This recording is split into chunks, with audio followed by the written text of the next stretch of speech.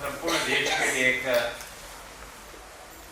गौरव का दिन है कि चंडीगढ़ की स्थापना का 75वां वर्ष हम मना रहे हैं। और ये हमारा सौभाग्य है कि चंडीगढ़ के इस विकास यात्रा में एस.जी. शर्मा साहब जैसे व्यक्ति आपके और मेरे बीच में यहाँ उपस्थित हैं, जिनके योगदान से इस चंडीगढ़ के विकास में बहुत बड़ा अपना जो है समय पूरा किया। तो सबसे पहले तो मैं आप सब की ओर से, मेरी ओर से, चंडीगढ़ की जनता की ओर से और देश भर के जो भी प्लानिंग के बारे में सोचते हैं उन सब की ओर से शर्मा साहब आपका बहुत बहुत स्वागत है।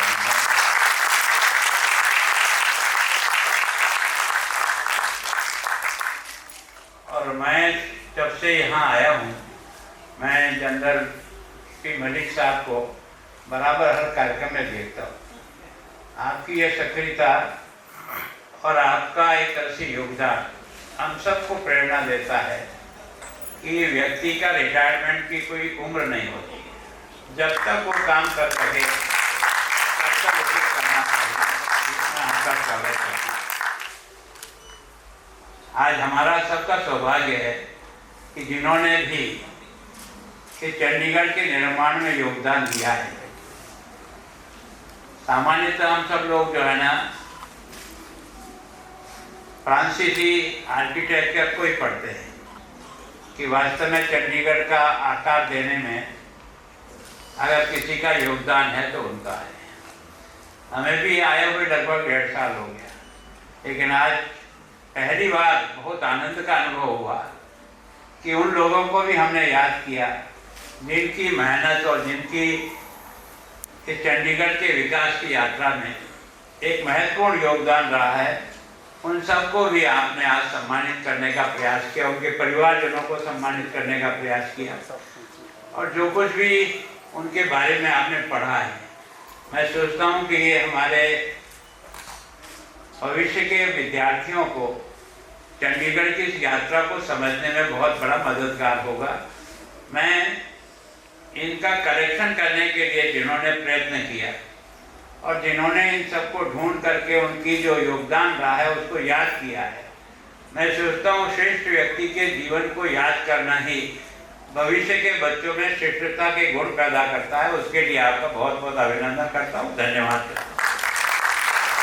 परिस्थितियों में हुआ था जब देश का विभाजन की त्रासदी पंजाब ने बहुत अधिक भुगती है और मैं सोचता हूँ उस नरसंहार के समय में, उस बंटवारे के समय में जो कुछ भी इस बॉर्डर के क्षेत्र के लोगों को जो त्रासदी भुगतनी पड़ी और ऐसे समय में किसी की फोरसाइट थी कि राजधानी बने तो कोई नई जगह बने। सामान्यतः अब तक हमारा सबका रिवाज रहा है कि राजधानी उसे बनाया जाए जो सबसे अच्छा सिटी हो, सबसे बड़ा सिटी हो, सबसे ज़्यादा जनसंख्या रहती हो। लेकिन यहाँ के जिन्होंने भी सोचा इस बारे में कि नहीं, हमें अपनी राजधानी नए ढंग से ही बसानी है, नए ढंग से बनानी है, तो उनके इस विचार का मैं बहुत अभिनंदन करता हूँ कि पहली बार किसी ने इतना दूर का सोच करके एक ऐसे शहर को विकसित किया है जो आज भी दुनिया का कोई भी शहर ऐसा विकसित नहीं हो सका जो चंडीगढ़ को यह उपलब्धि मिली। सामान्यतः नाचने के लिए अधिकांश लोगों को थोड़ा बहुत हमको भी देश दुनिया में जाने का मौका मिला। मैं सोचता हूँ जिस प्रकार की भी रचना और आर्किटेक्ट ने जिस प्रकार का प्लानिंग किया है वो अपने आप में एक विशेष प्रकार है और विशेष प्रकार को बनाए रखने का काम यहाँ के प्रशासन ने किया है या यहाँ के नियमों ने किया, उनको बहुत बहुत धन्यवाद। ये बचा हुआ इसलिए है, हम लोग प्लानिंग तो कई शहरों की ऐसी करते हैं लेकिन उनके नियमों की पालना हम उतनी कठोरता से नहीं करा पाते हैं और उसके कारण से उसका स्वरूप बदल जाता है। ये पता नहीं, कुछ नाराजगी भी हो सकती है मेरी बात से। कारण क्या कि इसको अलग से ड्यूटी का स्थान मिलने के कारण से यहाँ ज़्यादा वोटों का वजन नहीं रहता है। बाकी हम राजनेताओं को सबसे बड़ी कमजोरी कोई जिंदगी में है तो हम अपने वोट को देख करके अपनी प्लानिंग को आगे पीछे कर देते हैं। उसके कारण से उसका भविष्य क्या होगा उसकी हमें चिंता नहीं, हमको जीतना है, ये हमारी पहली चिंता है।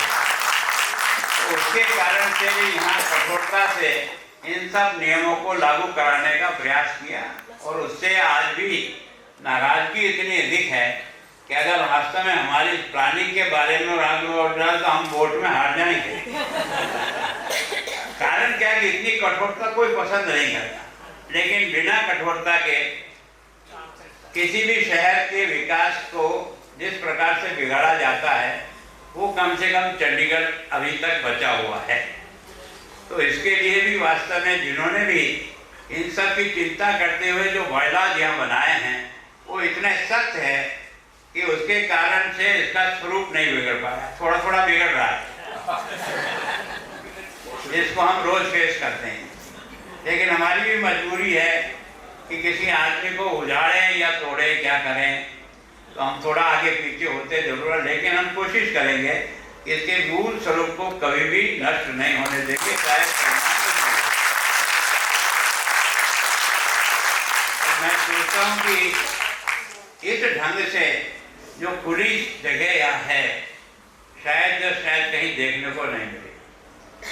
मतलब इतने पार्क शायद किसी एक शहर में एक साथ हो, वो हमने कहीं भी आज दिन तक नहीं देखा। इतनी अच्छी खुली हवा केवल और केवल हमने कुछ एरिया जो है चंडीगढ़ में और बाद में मिलाया, उनकी स्थिति जाकर के देख के जैसा लगता है कि उनको हमने बहुत बड़ा दंड दिया है।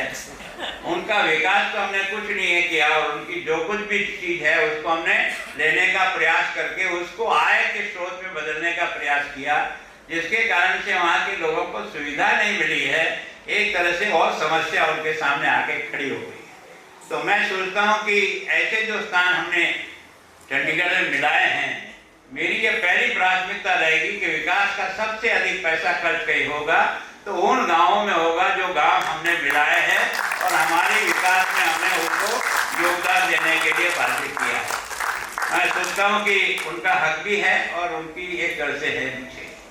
और सबसे बड़ा यह है कि अब हम सबको लिए जो कुछ भी आप लोगों ने परिश्रम करके इस शहर को इतना सुंदर और अच्छा बनाया, अब इसका 75वां वर्ष पूरा हो रहा है। तो मैं सोचता हूँ कि प्रशासन और चंडीगढ़ जो है ना सिटीजन फाउंडेशन इस वीडियो को उठाएं और इसको फिर से लोगों की चर्चा में जाने दें और लोगों के सुझाव आने दें कि चंडीगढ़ क्या था, आज क्या है और आगे क्या होना चाहिए। 2047 तक का विकसित भारत के रूप में जो हम कल्पना कर रहे हैं वो विकसित चंडीगढ़ कैसा हो, जिसमें इन सब आवश्यकताओं की पूर्ति भी हो और इन सबका जो है ना एक तरह से फर्दर डेवलपमेंट भी हो। कई बार मेरे को विचार आता है, आप भी मेरे विचार से सहमत नहीं होंगे, मुझे ऐसा लग रहा है कि हमने नियमों के तहत ये केवल और केवल रिटायर्ड लोगों की रहने की बस्ती बन करके नहीं रह जाए, इसके विकास को भी हमें नजरअंदाज नहीं करना पड़ेगा, क्योंकि आर्थिक दौड़ में हमको भी उनके साथ दौड़ में आगे बढ़ना पड़ेगा।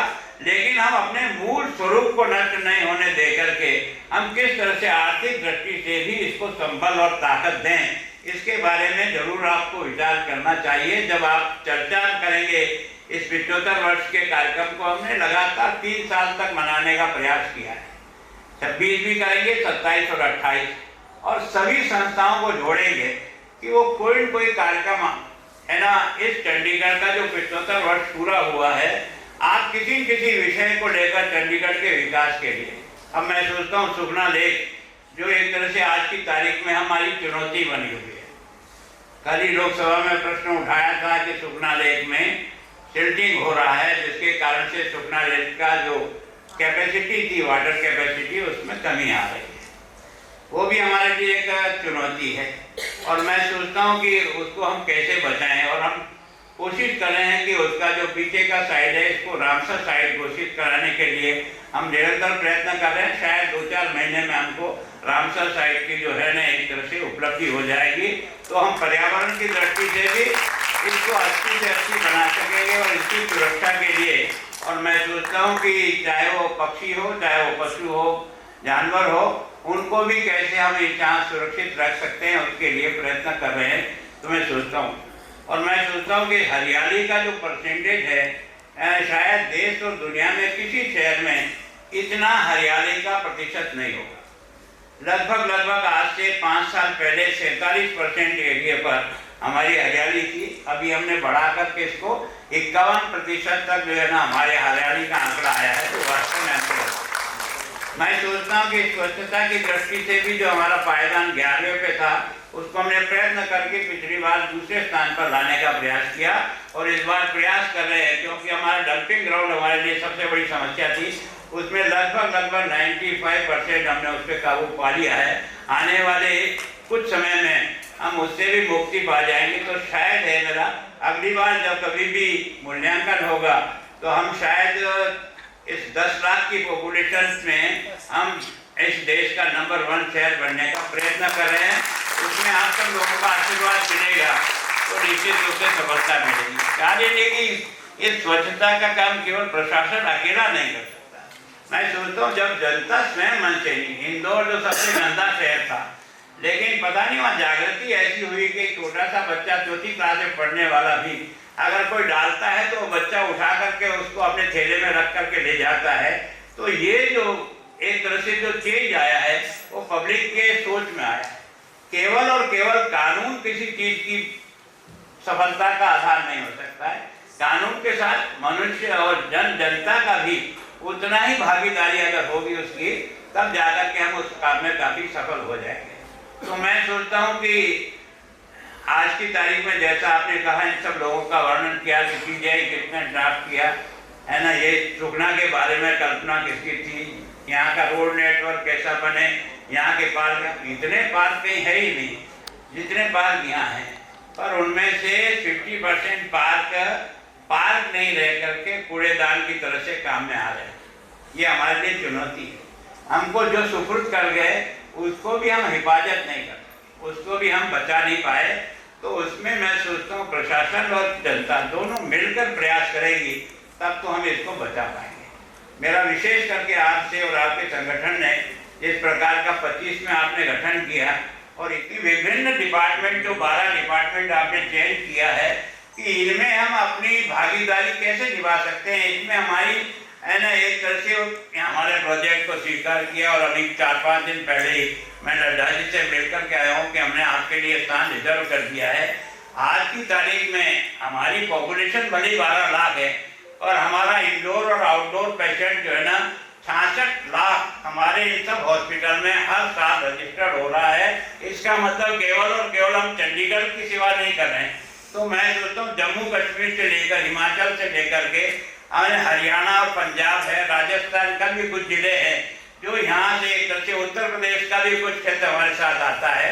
तो हमारी ये जो स्वास्थ्य की सेवाएं हैं ये केवल और केवल चंडीगढ़ की पूर्ति नहीं करती। हमारी तो 12 लाख तो पॉपुलेशन ही है, तो क्या सातों लोग बीमार नहीं होते हैं। लेकिन हमारा जो पिछले साल का आंकड़ा है विभिन्न हॉस्पिटलों में जो आउटडोर और इंडोर का जो रजिस्ट्रेशन हुआ है वो 66 लाख हुआ है। इसका मतलब इतनी बड़ी जनसंख्या को अच्छा मेडिकल सुविधा मिले। आपने देखा होगा कि हमारे हॉस्पिटल में एक बेड पर 2 बच्चे सोए हैं जिनका जन्म कल ही हुआ है। तो आप सोच सकते हैं कि वो दृश्य कितना दर्दनाक होता होगा, जिसको देख करके हम लोगों को बड़ी शर्म महसूस होती है कि हम इतनी व्यवस्था भी नहीं कर पाए कि जितनी डिलीवरी हमारे यहाँ होती है। और उसमें से केवल और केवल हमारी डिलीवरी यहाँ की 6000 है, जबकि आसपास के एरिया की जो है ना वो 10,000 डिलीवरी यहाँ चंडीगढ़ के विभिन्न हॉस्पिटलों में होती है। तो इसका मतलब ये है कि हमको इंफ्रास्ट्रक्चर चाहिए और इसलिए हमने 500 बेड का है ना ये महिलाओं के लिए और बच्चों के लिए हॉस्पिटल हो और 500 सुपर स्पेशलिटी की जितनी भी आवश्यकताएं हैं उसकी सब पूर्ति के लिए हो। अभी तो मुझे जवाब तो सजीव और सकारात्मक मिला है, लेकिन कब और कितना मिलता है पर प्रयत्न कर रहे हैं।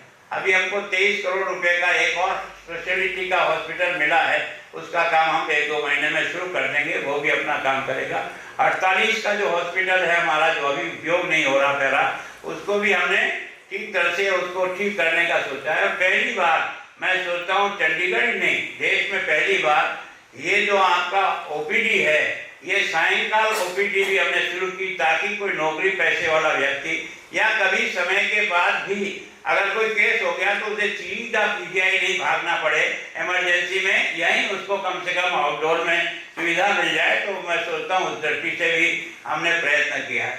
अब स्पोर्ट्स की दृष्टि से पंजाब और हरियाणा, चंडीगढ़ एक तरह से देश का सबसे ऊंचा पायदान किसी को प्राप्त है तो वो इन राज्यों को है। हमारे यहाँ स्पोर्ट्स के लिए बराबर अब दोनों कैप्टन हमारे, लड़कियों का जो क्रिकेट है उसकी कैप्टन भी हमारे यहाँ की, और देश के जो पुरुषों का क्रिकेट है उसका भी एक तरह से उसका कैप्टन हमारे यहाँ से। और आपने देखा होगा कि हिंदुस्तान की जो अपनी हॉकी जो है, हॉकी टीम में 8 खिलाड़ी एक टीम में केवल पंजाब के और चंडीगढ़ के और यहाँ के हों, इतना बड़ा गौरव किसी को प्राप्त नहीं है। इसका मतलब खेल की पर्याप्त संभावना है, उस संभावना को भी तराशने का प्रयास करें। तो आप लोगों के सुझाव ये दिया है कि हम खेल की दृष्टि से और क्या इंफ्रास्ट्रक्चर यहाँ तैयार कर सकते हैं, ताकि अभी हमने कोशिश की है कि हमारे यहाँ नेशनल और इंटरनेशनल गेम हों। तो मैराथन दौड़ जो हमने पहली बार प्रयोग किया है, सारी दुनिया के मैराथन के लगभग 18 जो अलग अलग देश हैं उनके प्रतिनिधियों ने भी यहाँ भाग लिया। इसी तरह से हम हर महीने में कोशिश करें। लेकिन मैं सोचता हूँ कि आप लोगों की जो वर्षों की एक तरह से जो साधना है, जिस विषय की आपकी पारंगतता है, उसकी मदद अगर हमको मिले तो सुझाव आपके और हम दोनों बैठ के साथ करेंगे। लेकिन उसको कार्य रूप में परिणत करने के लिए प्रशासन पूरी मदद करेगा, पूरा ध्यान रख करके आगे बढ़ेगा। तो मैं सोचता हूँ रिटायरमेंट होता नहीं है, रिटायरमेंट तो एक तरह से काम के लिए और ज़्यादा आपको सक्षम बनाता है। और जैसा आप लोगों ने प्रयोग किया है, उस प्रयोग का लाभ चंडीगढ़ के आने वाले बच्चों को मिले, इसकी दृष्टि से भी मैं आप सबसे निवेदन करता हूं कि आप अपना पूरा योगदान दें और अपने अपने क्षेत्र में दें, जिसमें आपकी माहिरा है, जिस प्रकार की आपकी योग्यता है, उसके अनुसार कल ही आप इसको हमारी तरफ से बराबर ध्यान रख करके हमारा सहयोग करें। हम तो आपके साथ हमारे प्रशासन के अधिकारी सब बैठ करके भी अलग अलग दिन अलग अलग विषय के बारे में आपके एक्सपर्ट के साथ चर्चा कर सकते हैं, ताकि आपका और हमारा दोनों का मिला जुला क्या विचार बनता है और हम आगे 47 तक चंडीगढ़ को कैसा बनाना चाहते हैं, इसका कोई न कोई हमें गाइडलाइन मिलेगी तो हम निश्चित रूप से इसको आगे बढ़ाने का प्रयास करेंगे। एक बार उन परिवारों को जिनको योगदान के कारण से चंडीगढ़ को ये विकास का पायदान मिला है, उनके प्रति मैं अपनी ओर से बहुत बहुत आभार स्वागत करता हूँ आपका। और मैं इसी प्रकार से बाकी सब लोग भी इस चंडीगढ़ को एक दुनिया का सर्वश्रेष्ठ शहर बनाने में मदद करें, ताकि वास्तव में हम ये कह सकें कि हम चंडीगढ़ के निवासी हैं और चंडीगढ़ को हमने जैसा आप सब लोगों ने सोचा था उससे भी अच्छे स्वरूप में बनाने का प्रयास किया। धन्यवाद। जय भारत।